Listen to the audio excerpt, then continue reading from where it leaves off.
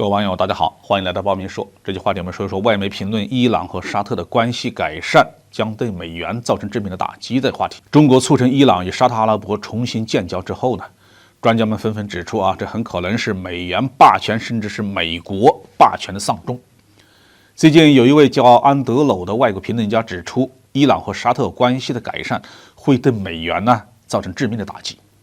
他主要是从伊朗所处的地理位置来讨论美元问题的。观点比较独特。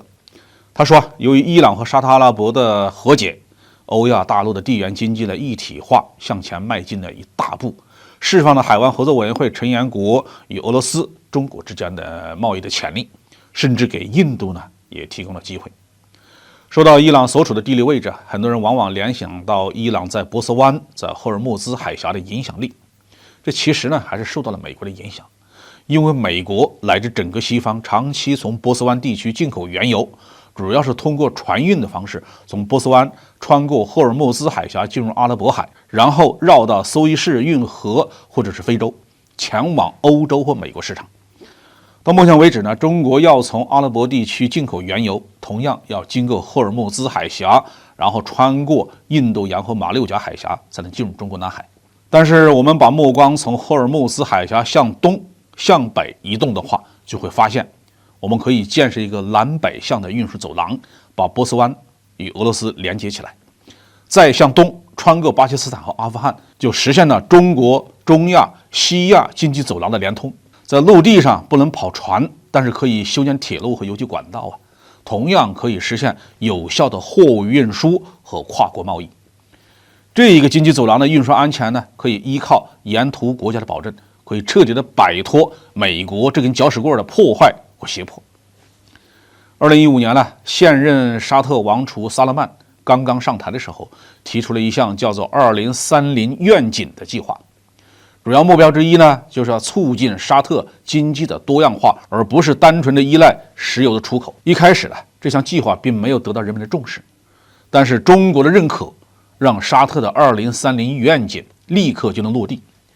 因为2030愿景和中国所提出的一带一路的倡议是相当吻合。2030愿景中希望在沙特阿拉伯建立物流和制造业园区，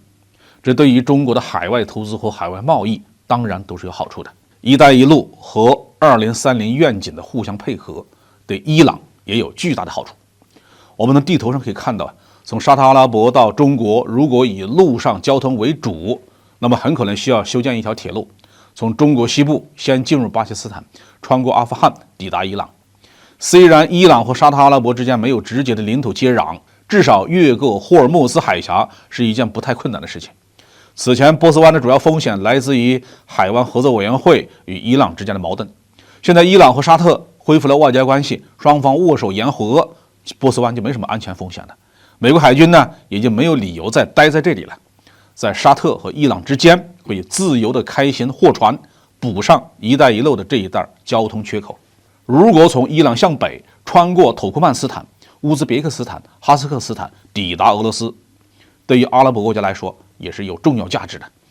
俄罗斯虽然也是一个石油出口国，在石油市场上与沙特有竞争关系，但俄罗斯同时还是一个庞大的粮食出口国，这是任何一个海湾合作委员会国家都非常需要的。如果能够穿过伊朗，建立这样的两条贸易线路，那么在欧亚大陆上就可以完成一个闭环的经济体，各方可以考虑用人民币来做交易，实现能源、粮食、工业制成品的彼此的交换。这个愿景里面就真的没有美国什么事儿了。人们很早就认识到，一旦以沙特为首的石油输出国组织开始用人民币来作为石油交易的主要货币的话，美元就会遭到沉重的打击。过去由于担心美国的经济霸权、军事霸权和科技霸权，这个进程仅仅停留在尝试和探讨阶段。但是当北约决定吸纳乌克兰作为成员国，越过了俄罗斯的安全红线，导致乌克兰战争爆发以后，美元霸权和美国霸权就成了不可接受、必须立刻摆脱的恶局。中国推动沙特与伊朗恢复建交，进而推动以色列与阿拉伯国家之间的和解，石油美元即将遭到致命的打击，进而加速美国的消亡。这就是安德鲁的这篇文章的主要观点。我们要承认，在国外的分析家当中还是有明白人的。好，这句话题我们就评论到这里。